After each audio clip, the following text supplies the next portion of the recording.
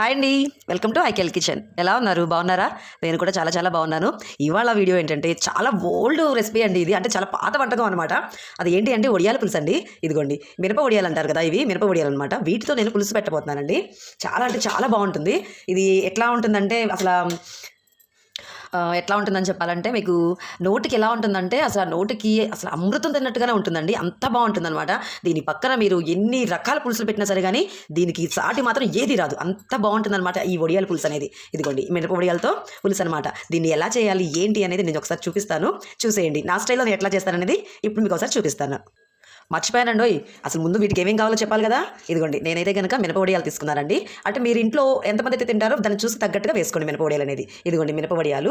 దానికి మీకు తెలుసు కదా, నేనైతే కనుక ఏ కూరలో అయినా సరిగా ఉల్లిపాయలు చాలా తక్కువ వాడతానండి. అసలు ఎక్కువ అనేది అసలు వాడను. కానీ ఈ పులుసుకు మాత్రం 2 ఉల్లిపాయలు ఇస్తున్నానండి, పెద్ద పెద్ద పాయలు. అంటే దీనికి ఉల్లిపాయలు అనేది కొంచెం ఎక్కువగా పడతాయి అనమాట, కావాలి కంపల్సరీగా. తర్వాత ఇవి టమాటో అండి. ఒక చిన్న చిన్న టమాటాలు 2 టమాటాలు తీసుకున్నానండి. ఎందుకంటే పులుసులోకి ఈ టమాటా ముక్కలు కూడా చక్కగా గుజ్జు ఆ ఫ్లేవర్ కన్నా తగిలితే పులుసు ఇంకా టేస్ట్ బాగుంటుందని. దాంతోపాటుగా ఇదిగోండి పచ్చిమిరపకాయలు అనమాట. చూసారా, ఇలాగా చీల్చి నేను ఇట్లా పక్కన పెట్టుకున్నానండి. ఈ 5 పచ్చిమిరపకాయలు తీసుకున్నాను. ఎందుకంటే పులుసులోకి పచ్చిమిరపకాయలు ఉంటే అంటే పులుపుకి ఈ మిరపకాయ తగిలితే చాలా బాగుంటుందండి. ఈ వడియంతో పాటుగా ఈ పచ్చిమిరపకాయ అంటే పులుసులో బాగా ఉడికిన తర్వాత ఈ పచ్చిమిరపకాయ ముక్కను పక్కన ఇట్లా పెట్టుకొని తింటూ ఉంటే బా ఏమన్నా చెప్పాలా, అంత బాగుంటుందన్నమాట. ఓకే, దాంతోపాటుగా చింతపండు అండి. అంటే పులుపు మీరు మాత్రం ఈ చింతపండు మాత్రం మీ ఆప్షనల్ అండి. ఎందుకు అంటే కొంతమంది పులుపు కొంచెం ఎక్కువగా తినేవాళ్ళు ఉంటారు. కొంతమంది ఏం చేస్తారంటే పులుపు చాలా తక్కువ తినేవాళ్ళు ఉంటారనమాట.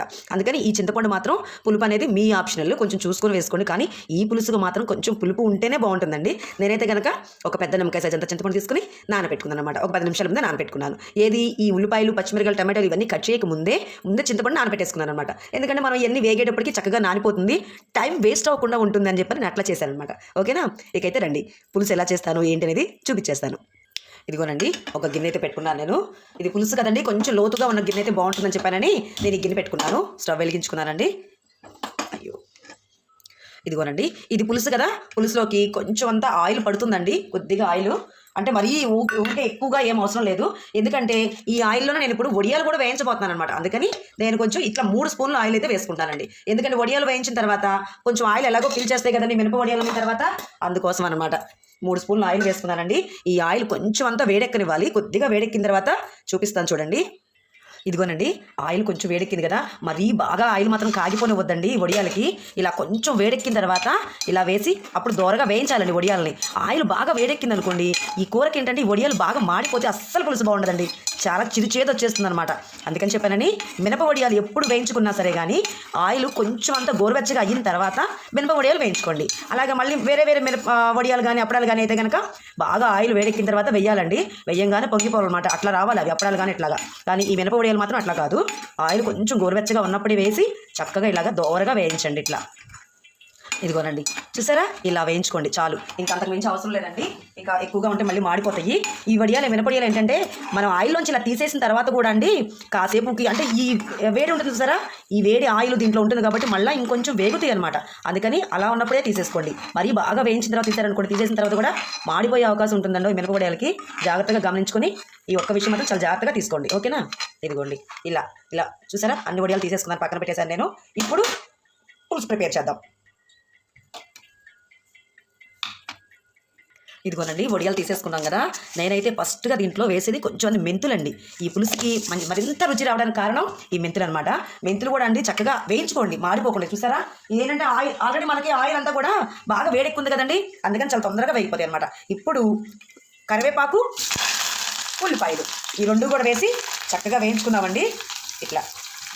ఇదిగోండి, నేనైతే పచ్చిమిరపకాయలు అప్పుడే వేయట్లేదండి, ఎప్పుడు వేస్తాను చూపిస్తాను ఒకసారి మీకు. చూడండి, ముందైతే ఉల్లిపాయలు వేసాను కదా, ఈ ఉల్లిపాయలు కరివేపాకు మెంతులు చక్కగా. ఇంకా దీంట్లోకి పోపు దినుసులు అనేది పులుసులోకి అసలు మేమైతే వేసుకోమండి. మరి ఎవరైనా కూడా వేసుకునే వాళ్ళు ఉంటే ఇక వాళ్ళ ఇష్టం అది.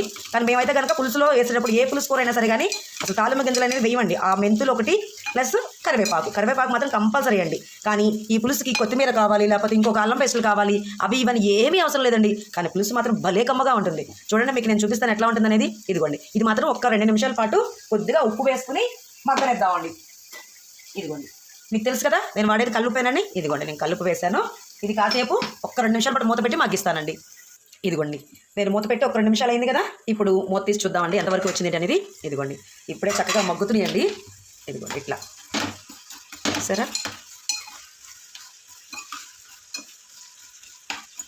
ఇలా మగ్గే టైంలో ఇదిగోండి కట్ చేసి పెట్టుకున్న పచ్చిమిరపకాయలు, టమాటాలు ఈ రెండు ఇప్పుడు వేస్తున్నాను అనమాట. ఇదిగోండి చూడండి, ఇట్లా వేసేసి ఇవి కూడా చక్కగా ఒక 2 నిమిషాల పాటు మగ్గనిస్తానండి. ఇట్లాగా ఇదిగోనండి, మనం టమాటాలు పచ్చిమిరపకాయలు వేసుకొని ఒక్క 2 నిమిషాలు అయింది కదా. ఇదిగోండి చూసారా, చక్కగా ఇట్లా మగ్గుతున్నాయండి. ఇలా చూసారు కదా, ఇలా మగ్గే టైంలోనే ఉల్లిపాయలు మాత్రం మరీ వెంటనే అసలు బాగా ఇప్పుడే మగ్గిపోకూడదండి. మనం పులుసు వేస్తాం చూసారా, ఆ పులుసులో కూడా చక్కగా ఉడకాలన్నమాట ఉల్లిపాయ అనేది. అప్పుడు టేస్ట్ చాలా బాగుంటుంది. ఇదిగోండి ఇలాంటి టైంలోనే నేనైతే పసుపు వేస్తున్నానండి. కొంచెం అంత పసుపు అనమాట. ఇదిగోండి ఇట్లా పసుపు. ఇప్పుడే వెంటనే కారం కూడా వేస్తానండి. అంటే ఇప్పుడు అంటే మా నార్మల్గా మిగతా పులుసులా కాదు కదండి, ఇది వడియాల పులుసుకి అయితే ఇలానే చేసుకోవాలి. ఇదిగోండి కారం మాత్రం చూసి వేసుకోండి, ఎందుకంటే ఆల్రెడీ నేను పచ్చిమిరపకాయలు ఒక 5-6 పచ్చిమిరపకాయలు వేసానండి. అయినా పులుసు కాబట్టి కారం కొంచెం ఉంటే తగిలితేనే బాగుంటుంది. నేనైతే కనుక 1 స్పూన్నర కారం వేసుకున్నాను. మీరు మాత్రం తినగలిగినంత కారం వేసుకోండి, ఓకేనా? ఎందుకంటే ఆల్రెడీ పచ్చిమిరపకాయలు ఉన్నాయి, ఒక్కొక్క ఏరియాలో ఒక్కొక్క రకంగా ఉంటుందండి పచ్చిమిరపకాయ అనేది. నేను వేసింది మాత్రం పెద్ద ఘాటైన పచ్చిమిరపకాయలు అయితే కాదండి, నార్మల్గా ఉన్న పచ్చిమిరపకాయలను. కానీ కొన్ని చోట్ల ఎలా ఉంటుందంటే బాగా ఘాటు ఎక్కువ ఉంటాయి అనమాట. 1-2 పచ్చిమిరపకాయలు వేస్తేనే బాబాయ్ పచ్చడి చేసేసుకుందామా నన్నంత ఘాటు ఉంటాయి అనమాట. అందుకని మీరు మాత్రం చూసి వేసుకోండి కారం వేసేటప్పుడు మాత్రం. ఇదిగోండి చూసారా, ఇలా మగ్గుతుంది కదా. ఇలా మగ్గే టైంలోనే ఇందాక కొంచెం అంతా ఉప్పు వేసాను కదండి, ఆ ఉప్పు అన్నమాట మనకు సరిపోదండి. ఇదిగోండి ఇప్పుడు నేను ఇంకొంచెం పులుసు తగ్గట్టుగా ఉప్పు వేస్తున్నాను అనమాట. ఇదిగోండి ఉప్పు వేసి ఒక్క సెకండ్ అనమాట, ఒక్క సెకండ్ ఇలా మూత పెట్టి ఉంచుతాను. ఇదిగోండి 1 నిమిషం మూత పెట్టానండి. ఎందుకు అంటే మనం వేసిన కారం ఉంది చూసారా, ఆ కారం అంతా కూడా పచ్చివాసన పోతుంది కదా, అందుకోసం అని చెప్పని 1 నిమిషం అట్లా వేసాను అనమాట మూత. ఇదిగోండి అయిపోయింది. టమాటాలు కూడా చూసారా, చక్కగా టమాటాలు కూడా సగం పైన మగ్గిపోయినాయి అండి. ఇదిగోండి కనిపిస్తుంది కదా మీకు, ఇలా అంటే ఇదిగోండి ఇట్లా అంటే పెరిగిపోతుంది ఇట్లా. ఇదిగోండి ఇలాంటి టైంలో నేను ఇప్పుడు పులుసు పోస్తానమాట. ఇదిగోండి ఇలాంటి టైంలో ఇందాక చింతపండు పులుసు చెప్పాను కదా నానబెట్టి పెట్టుకోవాలని చెప్పానని, ఆ పులుసు అనమాట ఇప్పుడు పోసేది నేను. ఇదిగోండి ఇందాక మీకు ఆల్రెడీ చెప్పున్నాను, పులుసు మాత్రం మీ ఆప్షనల్ అండి. మీరు తినగలిగినంత పులుపు మాత్రం వేసుకోండి, ఓకేనా? మా ఇంట్లో అయితే కనుక కొంచెం పులుపు ఎక్కువగానే తింటామండి, అందుకే నేనైతే కొంచెం అంతా పులుసు ఎక్కువగానే తీసుకుంటున్నాను. కానీ పులుసు ఎలా ఉండాలి అనేది ఒకసారి నేను చూపిస్తాను చూడండి, ఎంత పలుచగా ఉండాలనేది చూపిస్తాను. ఈ వడియాల పులుసుకు కానీ లేదంటే పెసర పునుగుల పులుసు అంటాం కదా, వాటికి కూడా ఇలాగ సేమ్ ఇంతేనండి. పెసర పునుగుల పులుసు అయినా వడియాల పులుసు అయినా సరే కానీ ఇలాగే చేసుకోండి, టేస్ట్ మాత్రం చాలా అంటే చాలా బాగుంటుంది. రెండు ఒకటే, కాకపోతే ఈ వడియాల ప్లేస్లో అవి మనం పెసర పునుగులు వేస్తామన్నమాట. ఇదిగోండి పులుసు అయితే మటుకు ఇంత చిక్కగా అయితే అస్సలు ఉండకూడదండి, ఇంత చిక్కగా ఉండకూడదు. నేను మీకు చూపిస్తాను చూడండి. ఎందుకు ఇలాగా ఇంత చక్కగా ఉండొద్దు అని చెప్తున్నానంటే, ఈ పులుసు మరగాలండి బాగా. ఈ పులుసు చక్కగా ఈ ఉల్లిపాయలతో పాటు మరిగితేనే దాని రుచి. ఈ పులుసులో అసలు ఉల్లిపాయలు కానీ మనం వేసిన పచ్చిమిరపకాయలు కానీ టమాటా ముక్కలు కానీ అన్నీ కూడా ఇదిగోండి ఈ పులుసు ఇంత పలచగా ఉండాలండి. ఇలా ఉండాలి పులుసు. చూస్తున్నారు కదా, కనిపిస్తుంది కదా, ఇలా ఉండాలన్నమాట. ఇది బాగా ఉడుకు పట్టాలండి. మరిగిన తర్వాత నేను అప్పుడు ఏం వేస్తానో ఎట్లా, అసలు వడియాలు ఇప్పటివరకు వేయలేదు కదా, వడియాలు ఎప్పుడు వేస్తుంది ఏంటని చూస్తున్నారా? ఈ పులుసు ఒక్క ఉడుకు పట్టనివ్వండి, నేను వడియాలు ఎప్పుడు వేస్తానో చూపిస్తాను మీకు. ఇదిగోనండి పులుసు ఎంతవరకు మరిగింది ఏంటనేది ఒకసారి చూద్దాము. ఒకసారి చూపిస్తున్నాను చూసేయండి. ఇదిగోండి చూసారా, పులుసు ఇలా మరగాలన్నమాట. ఇదిగోండి చూడండి, చూసారు కదా, ఇదిగోండి ఇట్లా ఈ ఉల్లిపాయలు అన్నీ కూడా ఈ పులుసులో ఇట్లా బాగా ఉడకాలండి. ఇప్పుడు దీంట్లో మనం ఇందాక వేయించి పెట్టుకున్నాం కదా, ఆ వడియాలు వేస్తానన్నమాట. ఇదిగోండి వడియాలు వేయించి పెట్టుకున్నాం కదా, ఆ వడియాల్ని చక్కగా దాంట్లో వేసేసుకోండి. పులుసులో వేసుకుని ఊరికి ఇప్పుడు మాత్రమే ఇట్లా కలపెట్టండి, తర్వాత మాత్రం ఊరికి గరిటె పెట్టి కలపెట్టేసేయద్దు. ఎందుకంటే వడియాలకి చక్కగా ఈ పులుసు పడుతుందన్నమాట. ఒక్క 2 నిమిషాల్లో పులుసు పట్టింది అనుకోండి, వడియం ఇప్పుడు గట్టిగా ఉంది కదా, కొంచెం మెత్తపడుతుంది. అది వేడి మీద ఉన్నప్పుడు కలిపితే ఏమవుతుందంటే ఆ వడియం అనేది చిదిరిపోతుందండి. అందుకోసం చెప్పని అట్లాగే తిప్పుకోకుండా ఒక్క 2 నిమిషాలండి.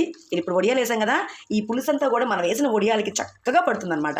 పట్టేంతవరకు వెయిట్ చేద్దాం. ఈలోగా పులుసు మాత్రం వడియానికి పడుతూ ఉంటుంది. మీరైతే కనుక ఒక లైక్ చేయండి. ఈ వీడియో కనుక అంటే నేను పెట్టిన ఈ పులుసు కనుక మీకు నచ్చినట్టయితే కనుక మీ వాళ్ళకి ఎవరికైనా కానీ తెలియకుండా ఉంటే కనుక వాళ్ళకి షేర్ చేయండి. కొత్త వాళ్ళు కనుక ఎవరైనా సరే కానీ మన ఛానల్ని చూస్తూ ఉన్నట్టయితే కనుక ప్లీజ్ సబ్స్క్రైబ్ చేసుకోండి, ఓకేనా? ఇలాంటి ఓల్డ్ రెసిపీస్ ఇంకా ఎన్నెన్నో ఉన్నాయండి.